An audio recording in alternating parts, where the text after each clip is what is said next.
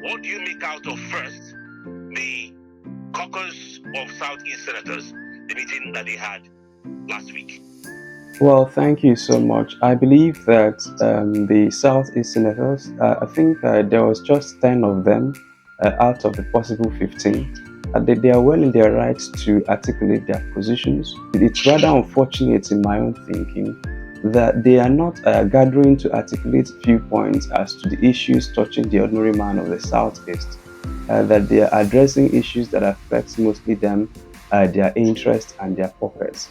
For instance, there was a census that was going to happen, and the Southeasterners stood a grave risk of being injured by that census if it were allowed to happen. I would have thought that those senators and senators elect would have caucused or would have met to put in modalities of how to checkmate the excesses rather that were going to be that census. I did not see them.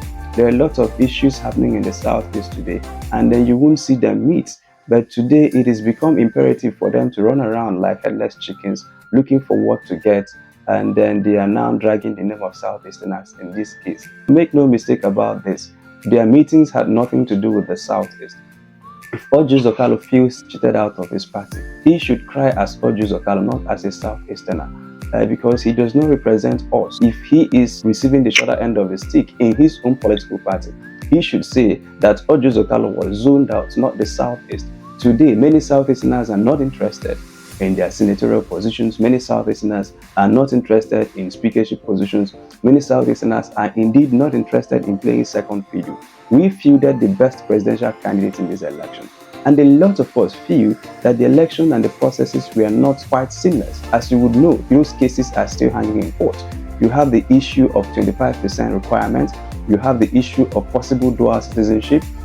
You have the issue of possible perjury. You have the issue of alleged drug offenses. You have the issue of possibly compromising INEC systems and processes. So there are a lot of things. The dust of February 25th has by no means settled. So anybody who is focusing about the Southeast should hold his breath until the Supreme Court decides. Because for now, what many Southeasterners and indeed many Nigerians are angry for is to get justice at the Presidential Election Petition Tribunal and not the irrelevant noise of whether they are 9 or 10 senators or whether they are Orji Zokalo or anybody. They don't represent us. And how do we know that they don't represent us? When issues of grave concern are being debated, where were they when Buhari ballooned the death profile of this country? Where were they when communities are being attacked by herdsmen? Nothing. You won't hear word from them. But when it comes to sharing position, you will see them start meeting. So their meeting is not about the ordinary man of the Southeast. Make no mistake about that. All right. Now, I'm going to ask you two questions in one. This exclusion, do you think it is well deserved? That's one. Now, number two, did the Southeast make a mistake? Because during the campaign for Bola Ahmed Tinubu, he joked about himself. He didn't come to the Southeast, probably because besides Imo State, there's no other state that has a Southeast state that is an APC state. But he didn't come to the Southeast entirely. All the while he was doing campaign. Now, the South, do you think the Southeast made the mistake by voting Labour Party, by making a statement? Because from 1999, Jima, till this moment, the Southeast is the only region that has consistently voted for the PDP. This last election was the only time that the Southeast, changed their voting idea and went for Labour Party, at least for the presidency. Now I'm talking about. So do you think the Southeast made a mistake by sticking with the Labour Party? The Southeast has consistently, and I am very proud that the Southeast has consistently voted the person they consider the most credible candidate at any point in time. If that candidate happens to be from the PDP, the Southeast will vote him. If that candidate happens to be from the APC, believe me, the Southeast will vote him. If that candidate happens to be from Labour Party, so the Southeast inconsistently choosing Nigeria ahead of primordial interest, ahead of Emiloko, ahead of anything. I believe that we have consistently been making sound decisions. Now, what I want us to do is to double down and insist on making those sound decisions as to who becomes our governors.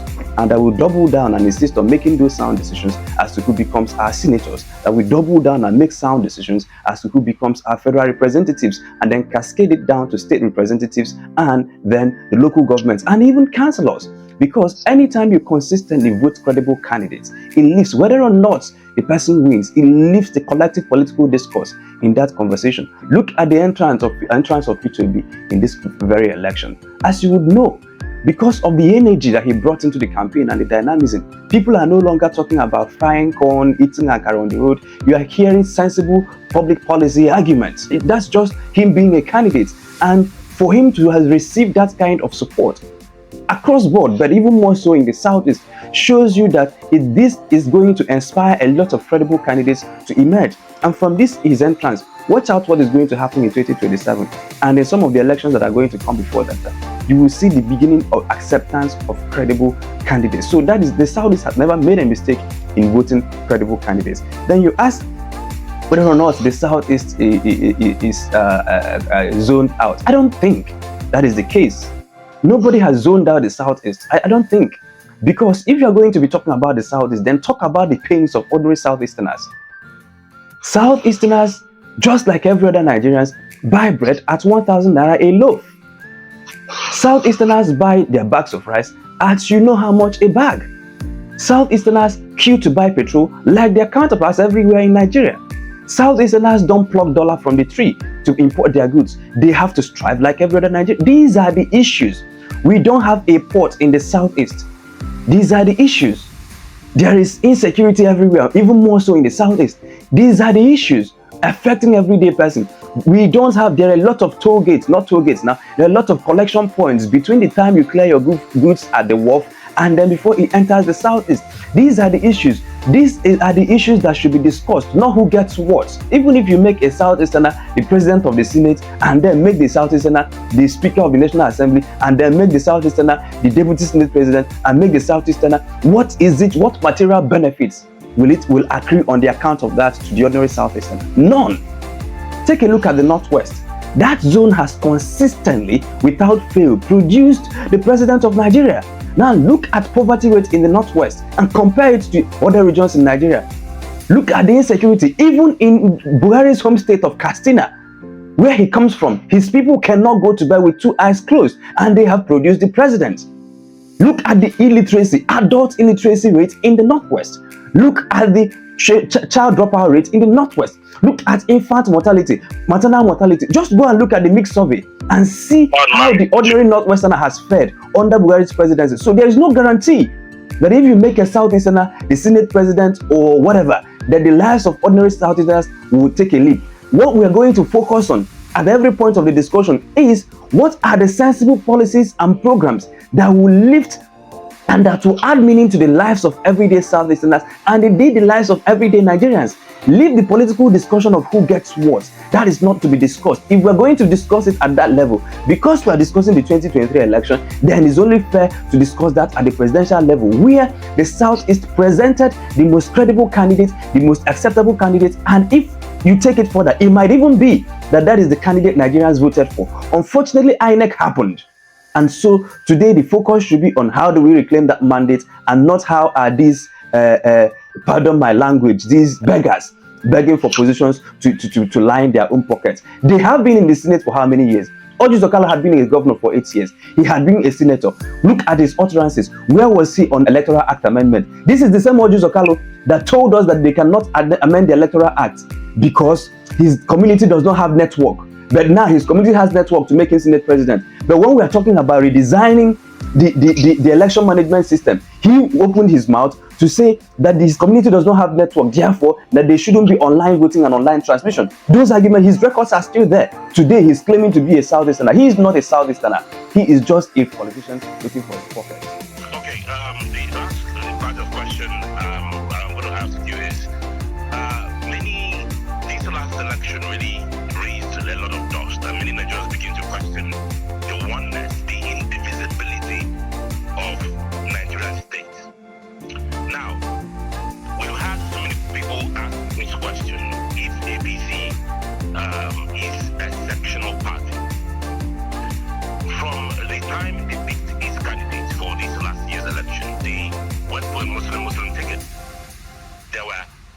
arguments about this, and they insisted that this is what they're going to go for. Now, they have zoned his key principal officers to a particular zone, which people, some of them, even some APC senators have said, we are not cool with this. In summary, is APC really a national party or a sectional party?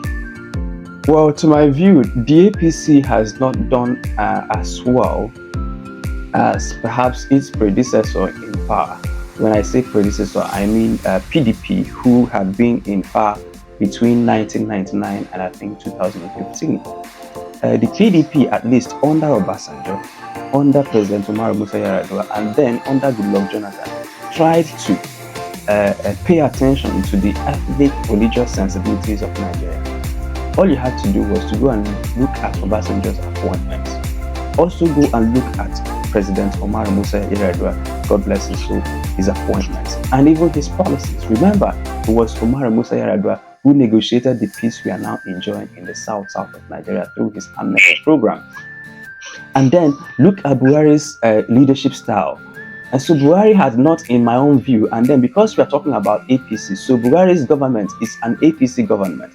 And we have repeatedly said that that government and that political party has not managed the affairs of Nigerians creditably well, especially paying attention to different sensitivities around the ethnic issues, the religious issues, the regional issues, that the many different identities in Nigeria could have been better managed by that party. Unfortunately, it did not.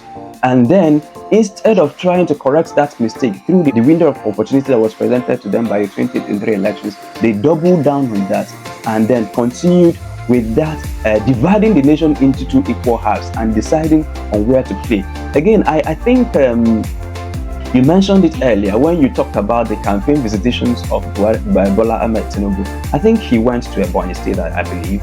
I might not be right now. But even at that, several people felt that he did not campaign as robustly in all the regions as he should have, suggesting that he may have technically said that he did not need the votes of one region to become the president, and by also nominating a Muslim vice president, that he's also technically saying that he might as well run the nation on a Muslim ticket, whereas the nation has always offered that balance between Christians and Muslims. So when you have a Muslim president, a Christian vice, we have a Christian president, a Muslim. So that has been the balance. But this party has decided to jettison it. Maybe we should invite members of that party to explain to us why that is a rational decision in their own thinking. But mine is to continue to double down on the issues that affect the ordinary man. Let's go back to Orji Okalu a bit. Where was Orji Okalu when kidnappers were kidnapping people, including the prelate of Methodist Church in his home state? What did he do about the insecurity in Abia State? Where is Orji Okalu on the absence of federal leadership in the southeast?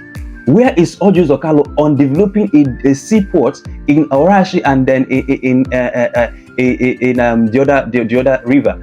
Where is Orji Okalu in developing independent power plants that will power up the southeast for the next phase of industrialization and then an AI-enabled economy, tech-enabled economy? Where is Orji Okalu on these critical issues? Where was Orji Okalu on elections? And today, Orji Okalu has remembered that he's a southeasterner. You see the way politicians manufacture these identities on national issues that affect the everyday southeasterner. He's not a southeasterner. When people are being kidnapped, you won't hear his voice. When unknown gunmen are beheading people everywhere, you won't hear his voice. But now that he wants to get the Senate presidency, he has automatically become a southeasterner. He's not a southeasterner. He's no more of a southeasterner than the person who is, listening to us from Upon Navy today, whose business is crumbling under the weight of the heavy oppression that has become the APC government, whose businesses are suffering. These are people who can no longer send their kids to school. These are the real southeasterners, not politicians who are merely jostling for political office and how to line their pockets the more. If after looting Abia State, because he has cases, I can say that authoritatively because he has cases to answer with EFCC. In fact, he had been jailed. He's an ex-convict. He is just walking around on technicalities. If after looting Abia State for 8 years, after misrepresenting his senatorial zone for several years in the Senate, he's now coming back to misrepresent us the more by claiming that he's a Southeasterner. He is not a Southeasterner more than myself. He's not a Southeasterner more than you. And he's not a Southeasterner more than everybody. So if he wants to run for political office, he should go well and campaign for his party to elect him. Let him not use Southeast for anything We are not with him on this. We have voted the way we voted. I'm even surprised that he even won his election in his home place. But let's leave it at that. All right. Thank you, Chima Christian, for your incisive analysis on what I'm looking at for today. Thank you so much. Thank you so much for having me.